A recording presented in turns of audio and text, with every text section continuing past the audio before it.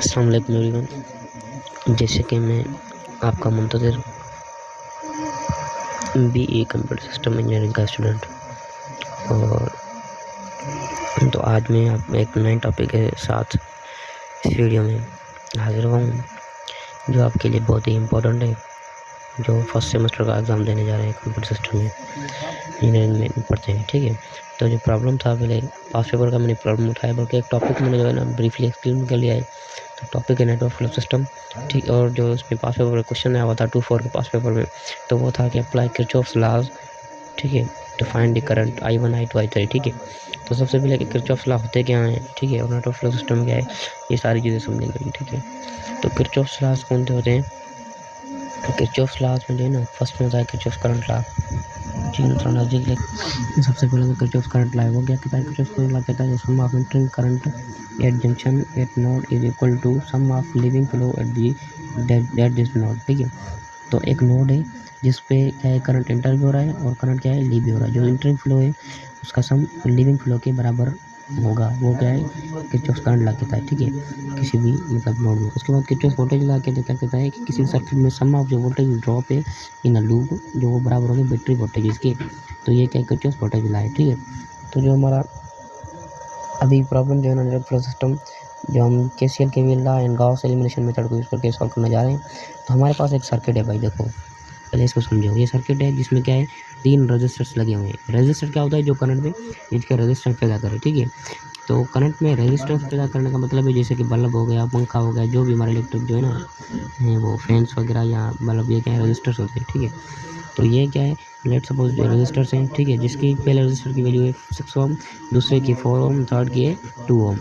ठीक है, और ये जो एरोज लगे हुए हैं, ये है डायरेक्शन ऑफ करंट। तो करंट की डायरेक्शन क्या है, -2 प्लस, मीन्स के यहाँ से एंटी क्लॉकवाइज जा रही है, सॉरी क्लॉकवाइज डायरेक्शन में करंट फ्लो कर रहा है। ये ऐसे होता है ना, ये होता है हमारा क्लॉकवाइज, ठीक है, और ये होता है हमारा एंटी क्लॉकवाइज। ठीक है, तो ये क्या है, करंट इस तरह से, मीन्स के इस तरह से फ्लो कर रहा है। ठीक है, तो ये क्या है, हमारा एंटी क्लॉकवाइज डायरेक्शन में है। ठीक है, तो अब क्या है, सबसे पहले हमने इसकी डायरेक्शन अज्यूम करनी है। ठीक है, और एक बात मैं आपको बताता चलूँ कि इस वीडियो बनाने के लिए बहुत सारे मेरे दोस्तों ने मुझे जो है ना बहुत रिक्वेस्ट किया कि भाई इस पे वीडियो बनाओ, भाई इस पे वीडियो बनाओ। तो कोई मसला नहीं है, मैं आपका भाई हूँ भाई, हर सिचुएशन में हाजिर हैं हम।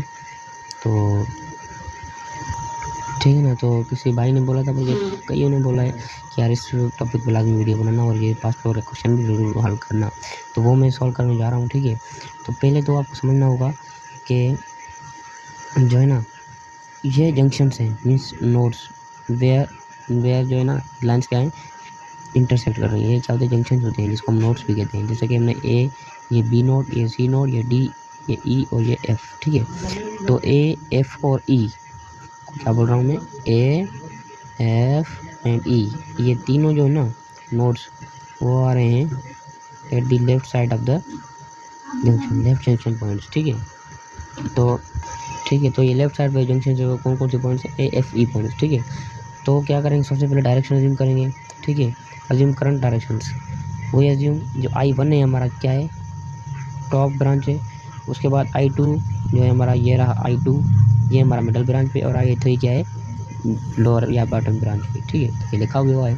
अब नेक्स्ट जो स्टेप है हमारा, स्टेप है वो है स्टेप नंबर 2, जिसमें क्या है कि किरचॉफ्स करंट लॉ को यूज़ करके हमने क्या है, इक्वेशंस बनानी है। ठीक है, फर्स्ट इक्वेशन बनानी है। तो किरचॉफ्स करंट लॉ क्या कहता है, sum of current entering a junction is equal to sum of the current leaving a junction.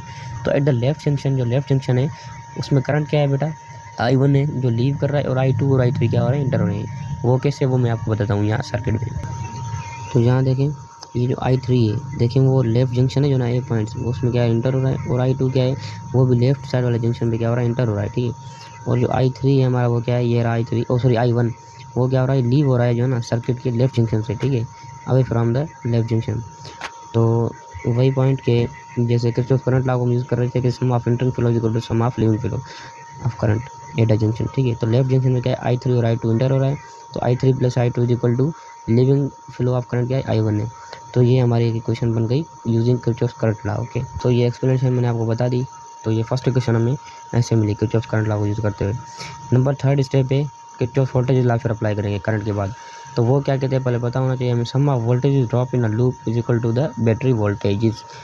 तो जो हमारा जो लूप है, जो हमारी सबसे पहले जो है हमारी लोअर लूप है, सबसे पहले सॉरी लोअर नहीं, सबसे पहले जो हमारी अपर लूप है तो वो क्या क्या जो है ना कंटेंट्स करी, मीन्स के उसका वोल्टेज ड्रॉप कितने हैं और बैटरी वोल्टेज इसमें क्या है। तो देखें दोबारा हम सर्किट में जाएंगे समझने के लिए। तो यहाँ पे देखें जो अपर लूप है ये इसको लूप बोलते हैं, ये पूरा बना हुआ है ना, ये एक किस्म की लूप है, सही है। तो अपर साइड पे क्या है देखें, अपर साइड पे ये है कि R1 जो है वो हमारा 6 ओम में रजिस्टर है और दूसरा रजिस्टर हमारा मौजूद है 4 ओम, ठीक है। और आपको पता है कि वोल्टेज और सॉरी बैटरी कितने वोल्ट की लगी हुई है, 10 वोल्ट की। और आपको पता है कि वोल्टेज ड्रॉप किसके बराबर होते हैं, V/IR, ठीक है।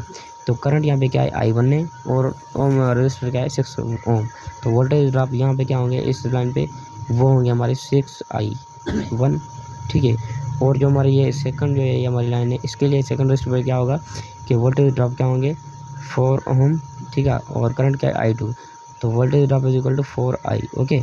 उसके बाद हमारा जो बैटरी जो है ना कितने वोल्ट के, 10 वोल्ट की लगी हुई है अपर लूप पे, ठीक है।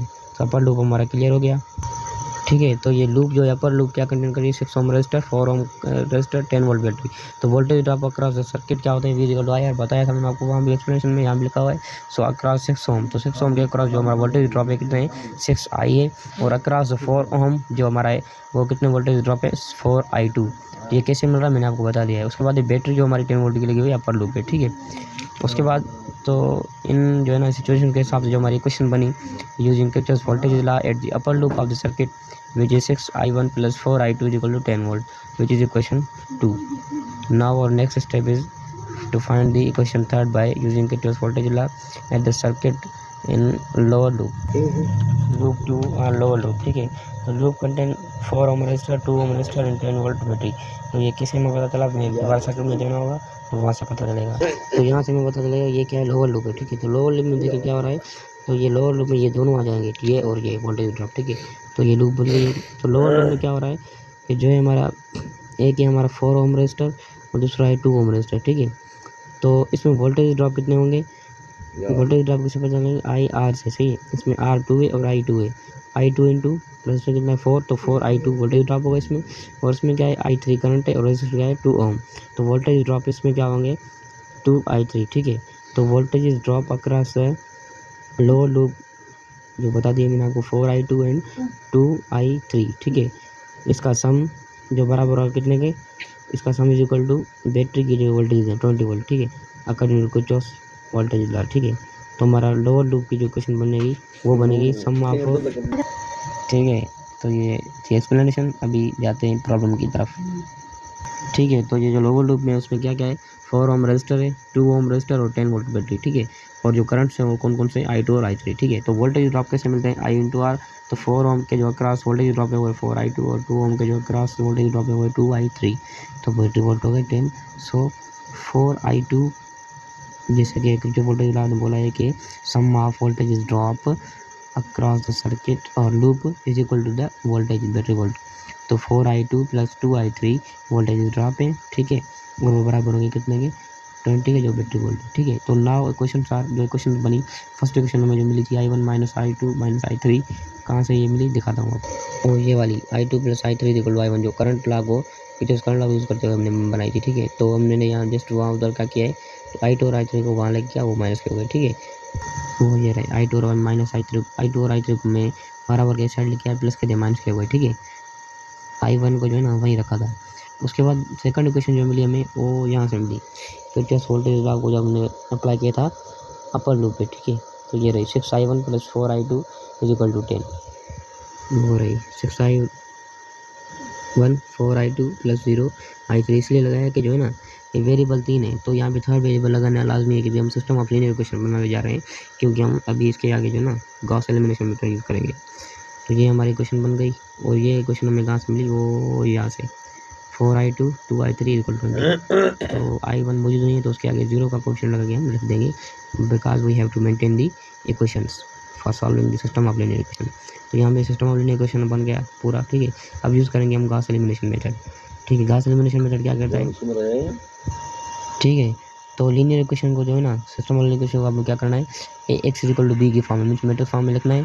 तो वो क्या होती है, ए जो हमारा कोएफिशिएंट मैट्रिक्स है, जो ये सामने कोएफिशिएंट्स है ना, ये जैसे लगे पहली क्वेश्चन में क्या है 1 है, i2 के सामने -1 है, i3 के सामने -1 है, तो ये क्वेश्चन मैट्रिक्स जो है ना ये फर्स्ट रो का है, सेकंड रो के क्वेश्चन जो है ना सेकंड रो में आएंगे, थर्ड क्वेश्चन के क्वेश्चन थर्ड रो में आएंगे।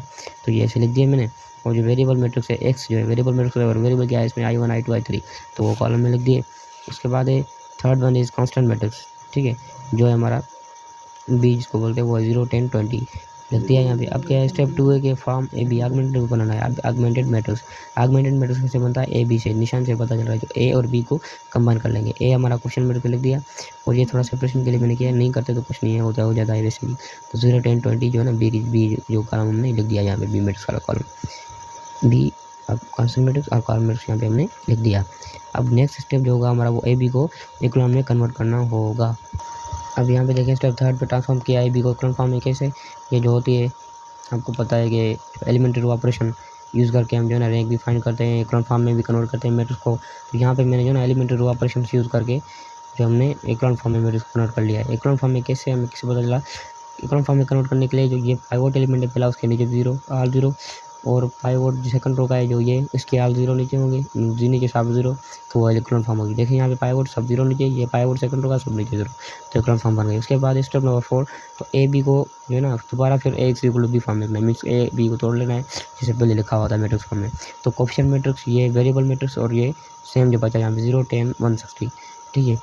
तो उसके बाद स्टेप नंबर 5 है कि बैक सब्स्टिट्यूशन करनी है। बैक सब्स्टिट्यूशन क्या होती है कि जो लास्ट रो मिली है ना इसको मल्टीप्लाई करके जो मिल रहा है हमें वो लिख देना है। मीन्स यहाँ पे क्या है 4, ये देखें 0 i1 के साथ मल्टीप्लाई 0 हो जाएगा, 0 i2 को 0 हो जाएगा, 4 i3 मल्टीप्लाई और उसके बराबर क्या होगा 160। यहाँ पे लिखा हुआ है 4 i3 इक्वल टू 160, मल्टीप्लिकेशन को तो आपको पता है ना। उसके बाद क्या है वो भी आपको बता चलूँगा, जो जिस मिसाल के तौर पे फर्स्ट रो को अगर मल्टीप्लाई करेंगे ना तो वो फर्स्ट कॉलम से मल्टीप्लाई होगी, ठीक है। फर्स्ट कॉलम से मल्टीप्लाई होने के बाद तो जो मल्टीप्लिकेशन है वो उसको जो है ना किसके बराबर करेंगे, अगर फर्स्ट रो को फर्स्ट कॉलम से मल्टीप्लाई किया है तो 0 से मीन्स के फर्स्ट एलिमेंट से, ठीक है, फर्स्ट रो के एलिमेंट से। तो यहाँ पे 3 रो है ना 1 2 3, फर्स्ट रो का एलिमेंट क्या है 0, अगर फर्स्ट रो को फर्स्ट कॉलम से मल्टीप्लाई कर रहे हैं तो वो बराबर क्या करेंगे 0 के। सेकंड रो को अगर इस कॉलम से मल्टीप्लाई कर रहे हैं तो सेकंड रो के एलिमेंट से बराबर कर देंगे इसको। थर्ड रो के एलिमेंट को जो है रो को कॉलम से मल्टीप्लाई किया है तो थर्ड एलिमेंट से इक्वल कर देंगे, जैसे यहाँ पे किया है 4 i3 इज इक्वल टू 160। तो i3 यहाँ से मिल गया हमें 1 4 4 4 4 16 तो 40, i3 is equal to 40 means का 4 का जो पड़ा है वो 160 पे 40 दबा गया, तो i3 मिल गया हमें 40, ठीक है। और इक्वेशन फ्रॉम इक्वेशन 2 से हमें क्या मिला, तो ये इक्वेशन 2 हमें यहाँ से मिली, ये 0 i1 कैंसिल हो गया, i1 इंटू 1 इंटू i2 रहा, यहाँ पे देखें i2 रहा, सॉरी ये 10 है 1 नहीं 10 है, 10 इंटू i2 10 i2 और प्लस यहाँ पे 6 इंटू i3, ठीक है। मल्टीप्लिकेशन का वो आती हुई कैसे होती है, ठीक है। उसके बाद इक्वल टू सेकंड रो से मल्टीप्लाई कराए कॉलम को सेकंड रो के एलिमेंट से जो है ना बराबर कर देंगे, यहाँ पे 10 के बराबर कर दिया, ठीक है। अब क्या है कि i3 हमें गिवन है तो i3 की वैल्यू यहाँ पे पुट कर लेंगे 40, तो ये पुट करने के बाद सॉल्यूशन हमने कर लिया और हमें मिल गई i2 की वैल्यू 23। ऐसे ही जो ना फ्रॉम 1, ठीक है, फर्स्ट रो से क्या मिला हमें, फर्स्ट रो से ये पूरी कॉलम मल्टीप्लाई हो जाएगी 1 से मल्टीप्लाई तो ये सेम रहेगी, सिर्फ सिम्बल्स जो होंगे वही रहेंगे। i1 ये -1 को मल्टीप्लाई करेंगे i2 से -i3 equal to first row का एलिमेंट 0। तो अब क्या है i2 और i3 गिवन है वो पुट कर देंगे, i2 है तो 23, i3 है 40, तो 23 और -40 माइनस के हो गए 63, ठीक है। तो -63 को इधर लेके जाएंगे क्या होगा प्लस के 63, तो i1 मिल गया हमें 63, ठीक है। तो फाइनली हमें जो है हमारा आंसर मिल गया, जो हमारा फाइंड करना था i1 i2 और i3 सर्किट में।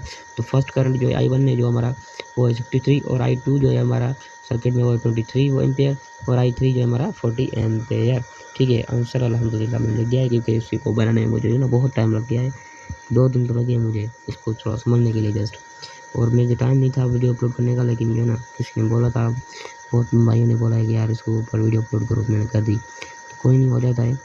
अल्लाह हाफिज़, बाय बाय टाटा।